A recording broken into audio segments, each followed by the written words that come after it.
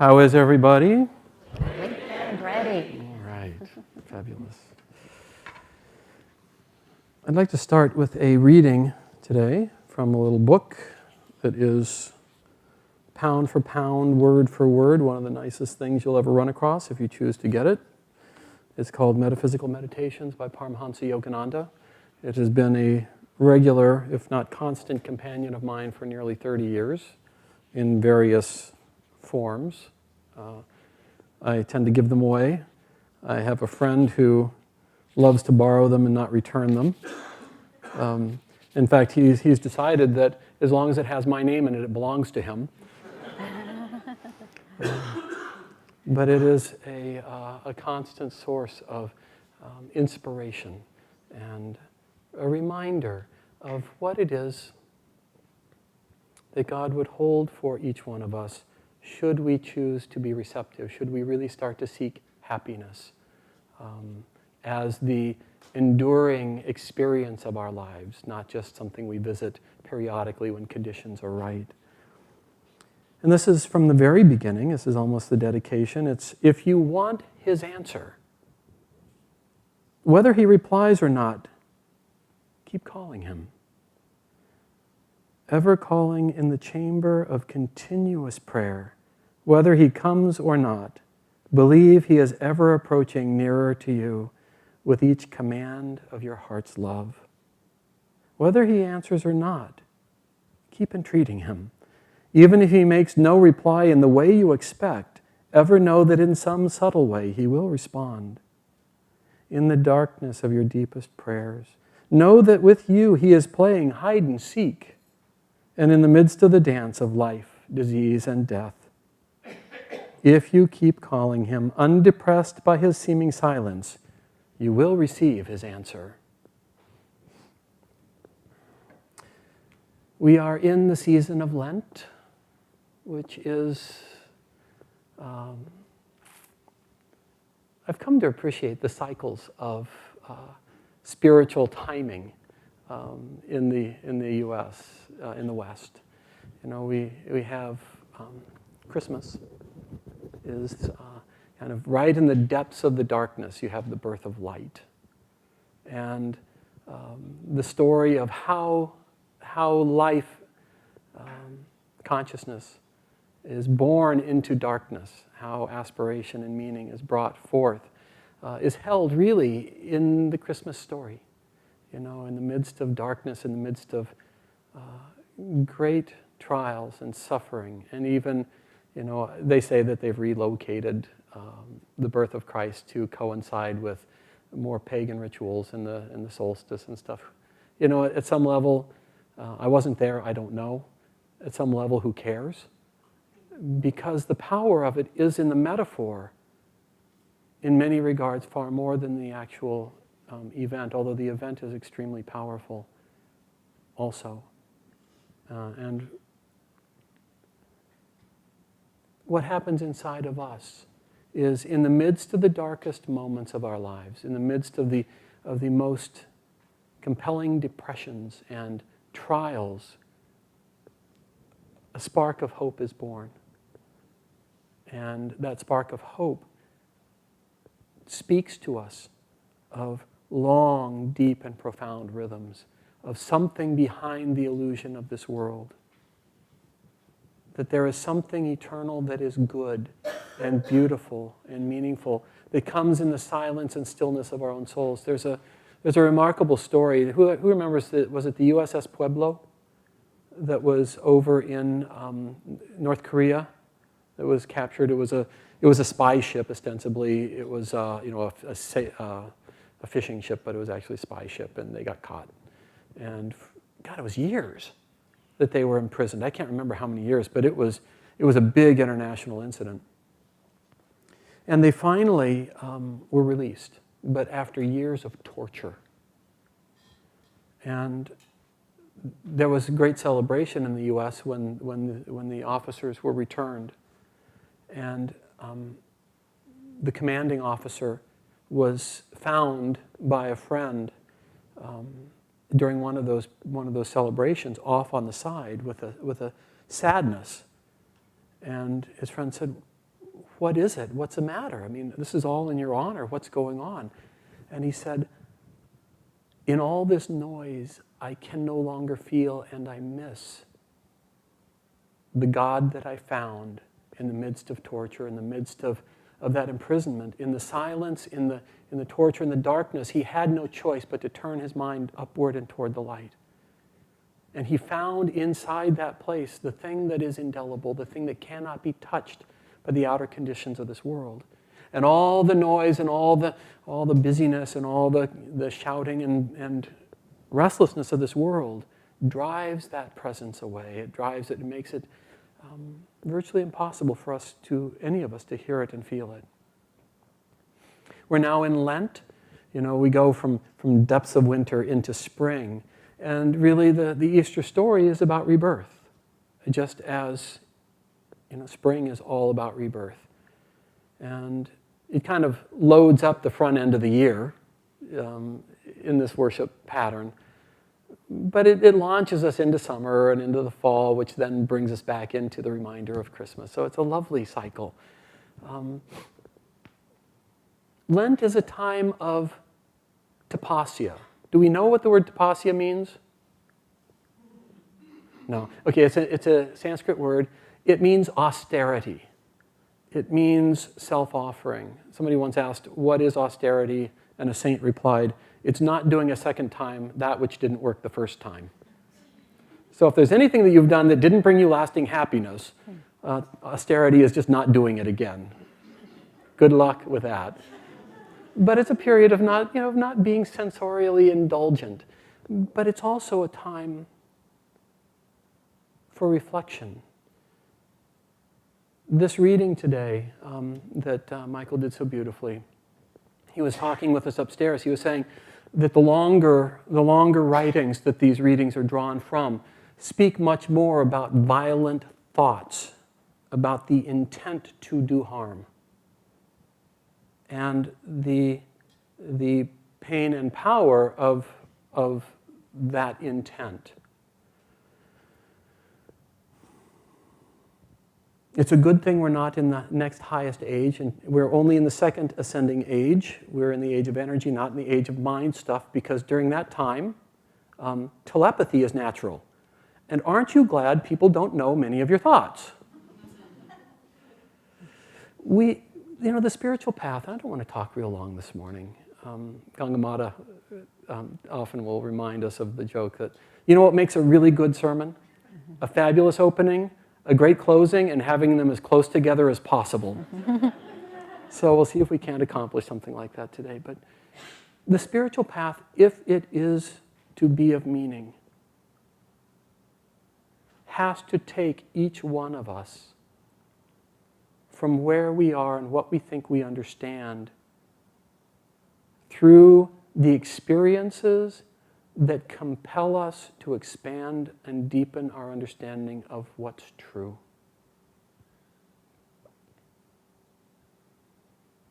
If your picture isn't up on that altar yet, there are probably things left to learn. And most of us, nobody will learn them without stumbling. Nobody will learn them without doing really stupid things along the way.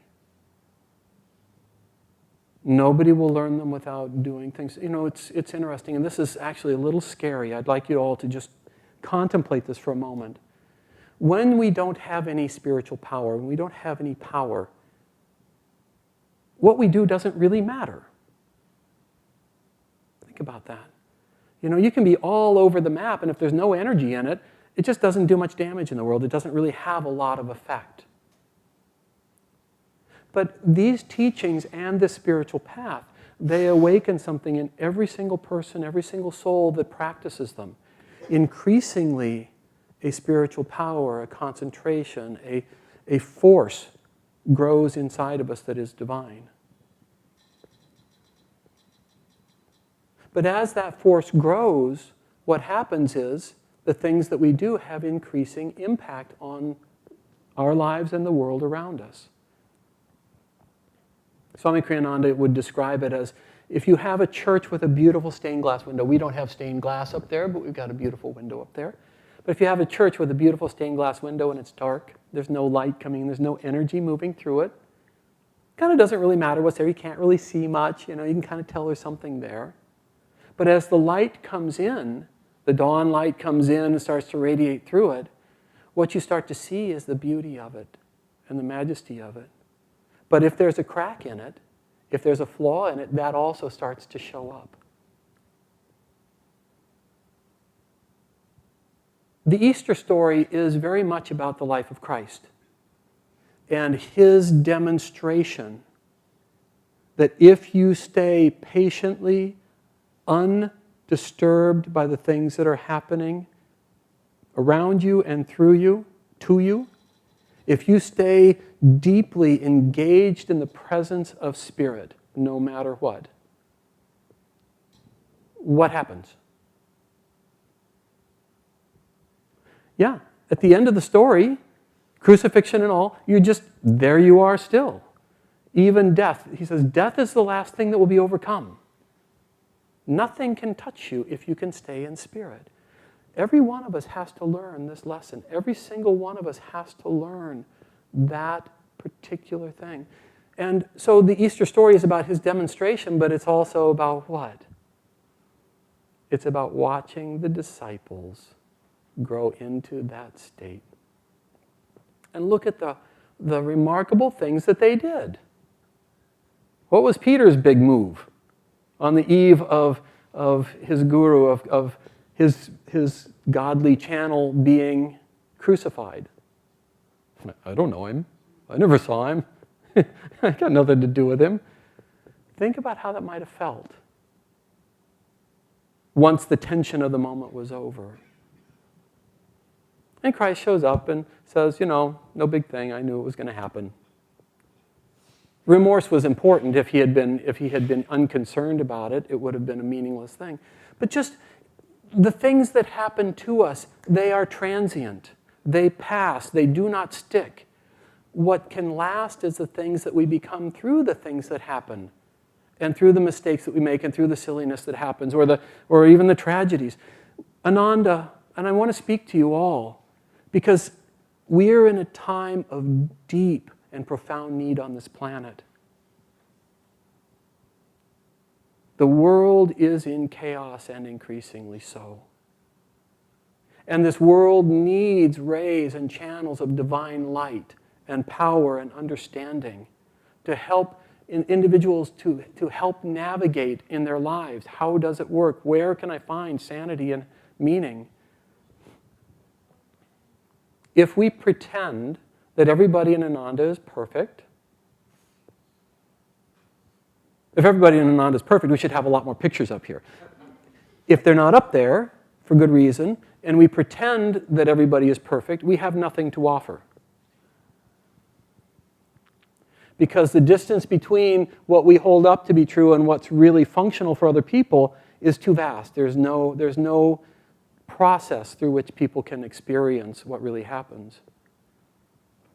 We all need to do our best together to hold the light, to not be reactive, to not be restless and uncomfortable with each other and with life.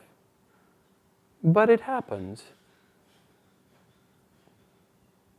Jeff, you okay? Okay. So, yeah, but gently. When we find ourselves either individually or as a group going through things, if we take them on, it's okay. It's okay. Yeah. If we take them on softly, with patience, with a willingness to see the long rhythms underneath, to constantly revert back to joy, constantly revert back to the reminder that underneath everything there is only God's light, there is only God's love, there's only God's peace, then what happens is these ripples pass. I remember raising my daughter. She always kicks when I talk about her. She's now 30. She's a teacher. She's one of the EFL teachers down in Palo Alto Living Wisdom School. And she is, she's lovely. And we had a good child rearing. It was split home, unfortunately, and she did, she had to work with those things. I just remember, it just helps me to remember how it really works. I remember there were times when it didn't look that good. I just remember there were times it just didn't look that good. I remember me blowing it. I remember her blowing it. From when she was 2, we were in the middle of the divorce, and I told this story the other day, but it's so compelling. She looked at me one day. She was over at my house, and she said, "I'm not coming here anymore." It's a little 2-year-old. I said, "Why not?" She said, "You don't treat me very good." I looked at her, I said, "Who told you to say that, your mother?" She said, "No, me." Wow, okay, ow. We have to go back inside and we have to own what's ours. And so we talked about it, we sorted through it, and it was over, just that fast. As soon as I owned what part was mine, it was just over.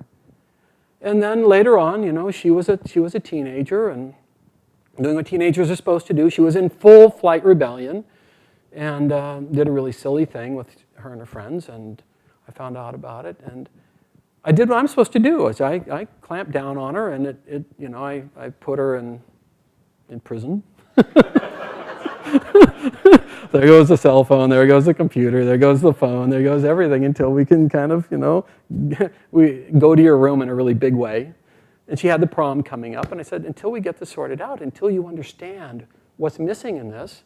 And you don't get free, you don't get out of jail. It's going to be 90 days, you're going to miss your prom, you're going to miss these things. But there's a way out. There's a way out of this, and that is you get to read a book. You get this list, you got to read this many books or stories and write a little report on it, and they're all about character. Every one of these is about character, and you have to reflect on these and feed back. What is it that you understand about what's the problem and what's going on here? And she was so mad, but I was pretty inflexible. She went through it, and it was brilliant. And she bought her way back into the prom and the other things, but she had an understanding. These things are given to us for our benefit. She's one of the most remarkable people I know on the planet. And we have one of the most remarkable relationships I could have ever hoped for. Because it's founded in truth. It's founded in the long rhythms of Dharma and right relationship to life. That's all we're trying to do. All the personality stuff is just nonsense. Gandhi used to say, first they fight you, or first they mock you, then they fight you, then you win. People, I guarantee you, the second you get excited about somebody liking you, you're in real trouble because they're going to dislike you just exactly that amount, everybody. There is no exception to that. To whatever degree people like you, they're going to dislike you. To whatever degree they don't like you right now, they're going to like you later, and vice versa. If you get caught in the emotions, there's no place of rest ever. It's always just doing this. If you can stay in the middle, stay in truth, stay in harmony, stay in a commitment to the light flowing in together. Patience, patient endurance attaineth to all. Patience. Stay in communion with God. Stay in communion with the light. Nothing else matters. Nothing else is real. I'd like to close with this reading from Whispers from Eternity. And this is Yogananda writing, I vow never again to turn my gaze from thee. So let's sit up straight. Let's feel for these words being not his words, but words that resonate inside of us. I take this sacred vow. Never will I lower my love's gaze below the eyebrow horizon of my constant thoughts of thee. Never will I turn my uplifted inner sight away from thee. Never will I let my mind dwell on anything that reminds me not of thee. I will disdain the nightmare of ignorant behavior. I will court all dreams of noble achievement, those of love, kindness, and understanding, for they are thy dreams. And though I dream many dreams, wakefully I will ever think of thee. and the sacred fire of constant remembrance kept ever alight on my soul's altar, I will ever. Thy grace has shown me that the dualities of health and sickness, life and death, joy and sorrow are but passing fantasies. I am finished with these eternally self-canceling delusions. I am persuaded at last that there is but one abiding reality, thy eternal, ever conscious, ever new, ever thrilling, infinite bliss.